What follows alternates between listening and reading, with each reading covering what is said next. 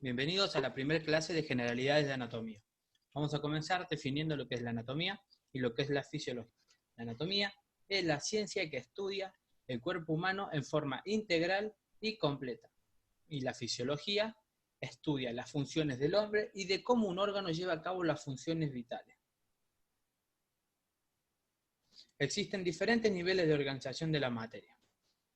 En este podemos caracterizar que mientras aumentan cuantitativamente, es decir, en su número, también lo hacen en su complejidad. Por ejemplo, tenemos una célula, al multiplicarse formarían tejidos. Estos, al aumentar en su número, formarían órganos. Y esto, en un conjunto de órganos, formarían sistemas. Y los conjuntos de sistemas formarían organismos. Tenemos los niveles de organización del cuerpo humano.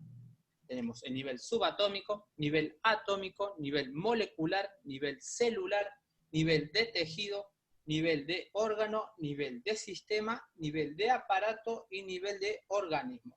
Así como vemos que ha ido complejizándose su funcionamiento hasta llegar al nivel de organismos.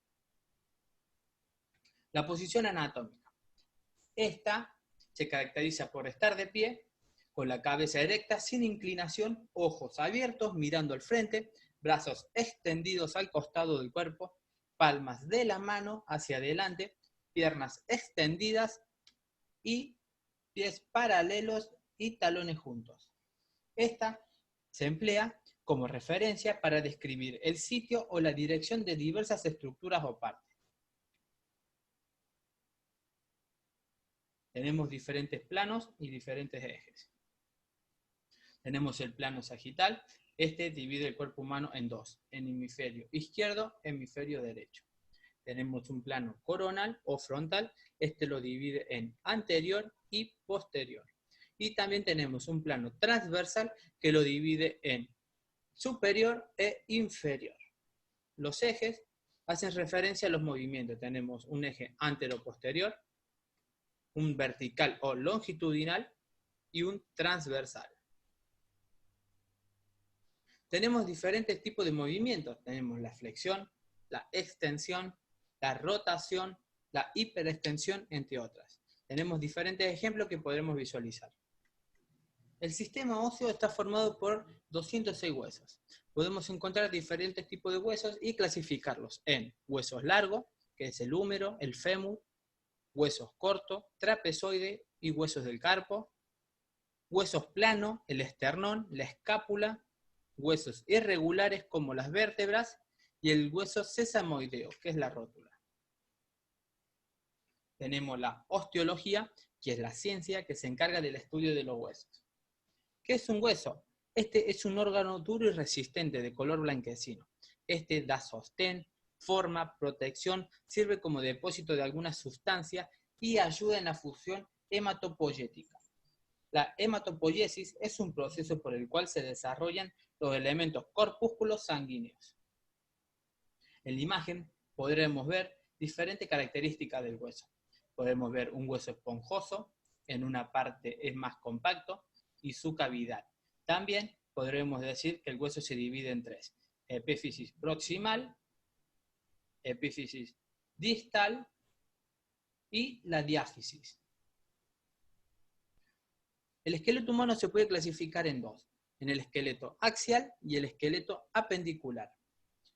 El axial sirve como punto de apoyo permitiendo la movilidad del esqueleto apendicular adosado a él, a través de músculos, ligamentos y las articulaciones. Y el apendicular, este permite el movimiento. La artrología es la ciencia que se encarga del estudio de las articulaciones. ¿Qué es una articulación? Este es un conjunto de formaciones que unen huesos entre sí y permiten la realización de diferentes movimientos. Existen diferentes tipos de articulaciones. Tenemos las móviles, o también conocidas como diartrosis, como por ejemplo el hombro, la rodilla, la cadera. También tenemos las semimóviles o anfiartrosis, como por ejemplo las vértebras. Y tenemos las fijas o las sinartrosis, que estos serían los huesos del cráneo. Tenemos diferentes tipos de articulaciones. Tenemos la enartrosis, que es la articulación escápula y humeral. La cóndila es la articulación radiocarpiana. La tróclea, articulación húmero-cubital. Trocoide es la articulación del codo. Recíproco es la articulación externo-clavicular. Y tenemos la artrodia, que es la articulación intercarpiana. La angiología es la ciencia que se encarga del estudio de los vasos del sistema circulatorio y del sistema linfático. La miología es la ciencia que se encarga del estudio de los músculos y sus tipos de clasificación. Un músculo es un órgano compuesto de fibra que mediante la contracción y la relajación permite el movimiento. Existen diferentes tipos de músculos. Tenemos el tejido estriado, cardíaco, el tejido muscular esquelético y el tejido muscular liso. Cada uno de estos cumple una función específica en cada órgano esencial. La neurología es la ciencia que se encarga del estudio del sistema nervioso. Aproximadamente el sistema nervioso está constituido por 100.000 millones de neuronas. ¿Qué es una neurona? La neurona es la unidad anatómica y funcional del sistema nervioso. El sistema nervioso tiene como una función sensitiva e integradora. La sensitiva detecta los estímulos internos, como por ejemplo la acidez de la sangre. Y la integradora, esta procesa la información sensitiva, analizando y conservando parte de esta y tomando las decisiones. En esta imagen podremos visualizar una neurona. Esta está constituida por diferentes partes, como por ejemplo las dendritas. Estas son estructuras ramificadas que reciben mensajes electroquímicos de otras neuronas. También podremos encontrar el axón. Este conduce los impulsos nerviosos lejos del cuerpo celular. Podemos encontrar también como una característica la vaina de mielina. Este permite un incremento en la velocidad de conducción. Estos son algunos de los ejemplos de las funciones que tienen diferentes partes de una neurona. El sistema nervioso se puede clasificar según su anatomía y funcionalidad. Según su anatomía encontraremos el sistema nervioso central y el sistema nervioso periférico. En el sistema nervioso central encontraremos el encéfalo y la médula espinal. El encéfalo se divide en 3 subdivisiones.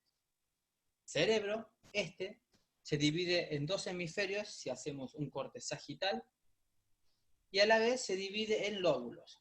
Estos tienen la función de concentración, almacenamiento de información o memoria. También predomina la sensorias. Estos son el reconocimiento de la posición del cuerpo en el espacio, distinguir tamaño y forma, orientación izquierda-derecha, la audición y comprensión del lenguaje. En el tronco encefálico encontraremos que es una ruta de comunicación entre el cerebro, la médula espinal y los nervios periféricos.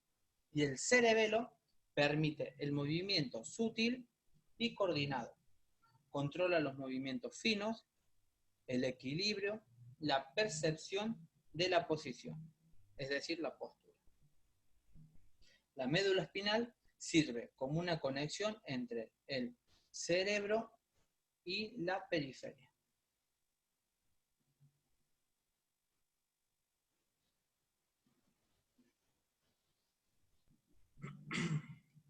El sistema nervioso, según su funcionalidad, se divide en somático y autónomo. En el primero, este se divide en eferentes y aferentes. Este permite la conexión del sistema nervioso central con los órganos y los músculos. Y el sistema nervioso autónomo encontraremos el simpático y parasimpático. El simpático prepara el organismo ante un estímulo externo y el parasimpático contrarresta al simpático para el ahorro de energía. Muchas gracias y recuerden siempre que tus manos pueden salvar vidas.